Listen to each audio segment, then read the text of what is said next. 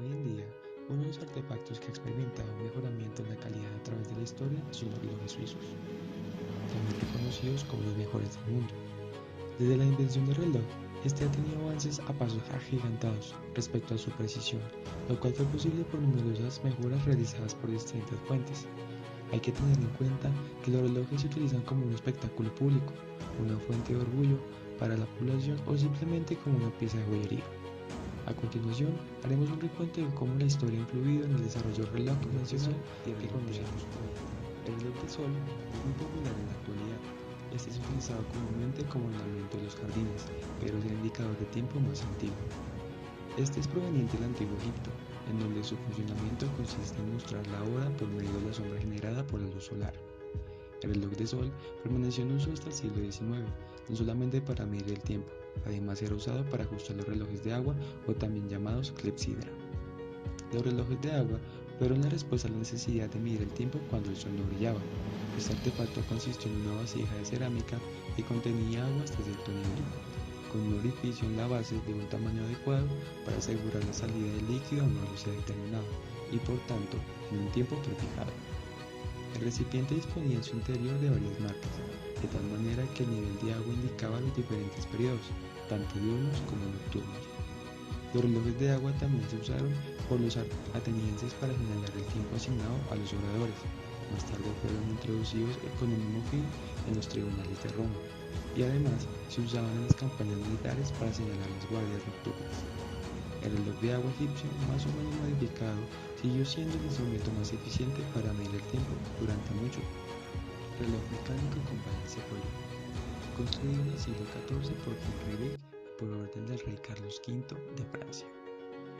La velocidad del reloj se controlaba mediante un equilibrio poliar, una viga que oscilaba en un plano horizontal y provista de pesos en sus extremos. Mediante la manipulación de la posición de los pesos, el tiempo podría ser calculado. Fue diseñado para una sola mano, como lo era usual en los relojes de la época. Tenía un error entre 15 y 30 minutos al día. Este es el movimiento de un pequeño reloj de torreta de principios del siglo XVI. Se desconoce el inventor del folio y del borde. Su invención hizo posible la construcción de relojes mecánicos. Hasta 1650, el mecanismo básico de los relojes se mantuvo igual. Se construyeron relojes inmensos para enormes torres de iglesias, catedrales y edificios. Se prestó mucha atención a la estética de los relojes, pero respecto a su calidad, el mecanismo no permitía mayor exactitud, aunque se consideró aceptable para la época medieval. Los relojes domésticos existían en el siglo XIV, pero se popularizó en 1550. A mediados del siglo XVII se encontraron relojes con mecanismos parecidos al de Vick, con hermosos diseños tallados y un soporte que permitía ser colgado. Reloj linterna, reloj de mesa tradicional inglés en 1690. Hubo una mejora en la calidad y precisión del mecanismo hasta el siglo XV, con la invención e inclusión del resorte principal infusible. El resorte al desarrollarse hace que el reloj desacelere. Bosquejo de un fusible de Leonardo da Vinci en el siglo XI. El reloj de péndulo. Algunos modelos de relojes de péndulo se construyeron en Italia antes de 1656. Galileo y su hijo también pensaron en esta idea, pero no condujo a un avance general.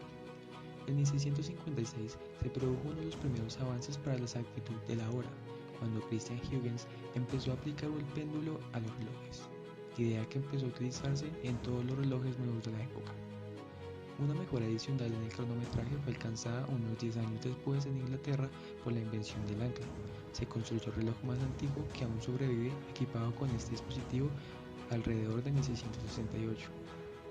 Este avance hizo posible producir un pequeño reloj de arco de péndulo, de modo que la longitud del péndulo pueda ser más larga, lo que a su vez posibilitó la introducción de un péndulo largo estándar que golpea el segundo. La interferencia del mecanismo de escape con la libertad de movimiento del péndulo se reduce, promoviendo la precisión del cronometraje. Pero el progreso de la exactitud del cronometraje fue alcanzado por la mejora de escape alrededor de 1700, gracias a George Graham, que eliminó el retroceso por una modificación de la forma de los dientes de la rueda de escape.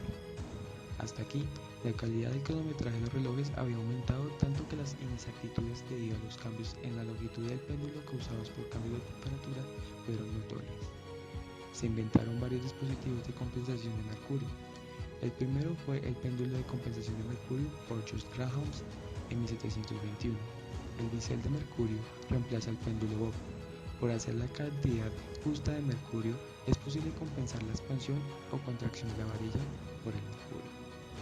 Fue llamado Gideon Pendulum, constituido por John y James Harrison en 1726, el cual es el más práctico. Más adelante, el péndulo libre de Short, creado en 1921, fue solo un segundo por 3 meses, lo cual es un logro notable para un mecánico relojero y un monumento de la capacidad humana en el campo de la calidad del cual llegamos a la invención del cronómetro. Tras la oferta por parte del Parlamento inglés de 20.000 en 1714 para la construcción de un cronómetro aún más preciso en el mar, el señor John Harrison, mencionado anteriormente, desarrolló un cronómetro preciso con el propósito de determinar la longitud en el mar. El cronómetro de Harrison ganó la recompensa después de 61 días de viaje marítimo. Al final del viaje, el cronómetro se apagó con solo 1 minuto y 5 segundos, lo que era un error de 18 millas de longitud. En 1776, Frederick Happy comenzó la fabricación del reloj que produjo sobre la base de piezas usinadas ásperas estándar. Happy es un pionero en el cambio de la producción estandarizada. Con el tiempo, los suizos eran fabricantes de relojes especialmente capaces. En 1918, Henry Warren en Estados Unidos produjo un verdadero avance, desarrollando el primer reloj impulsado por un motor síncrono.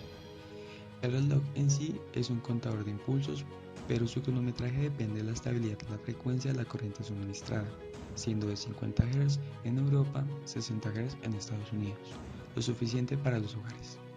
Pero para corregir estos errores en la frecuencia se usaban controladores del sistema de potencia, permitiendo que los errores disminuyeran.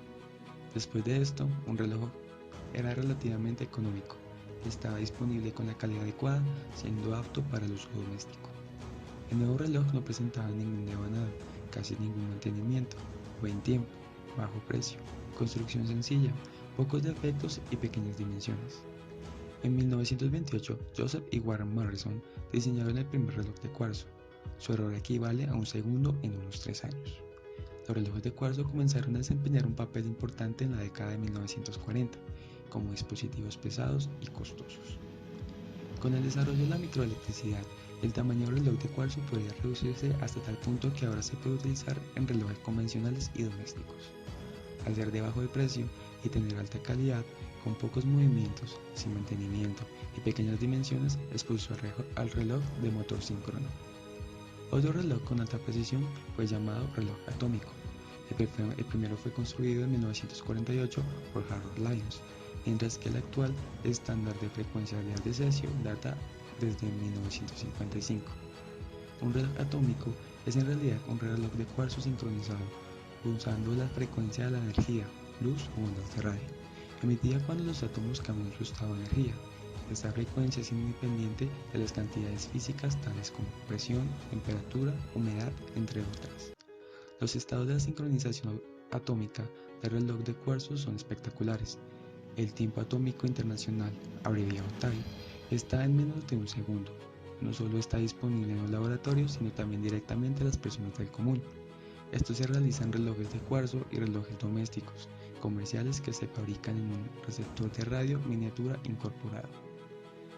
Este recibe señales de radio transmitidas y generadas sobre la base TAI con el propósito de una sincronización periódica. Un ejemplo de calidad muy alta, disponible de calidad en el diseño de los relojes fue aumentando debido a la necesidad de tener un medio de medición de tiempo que fuera continuo, confiable y preciso.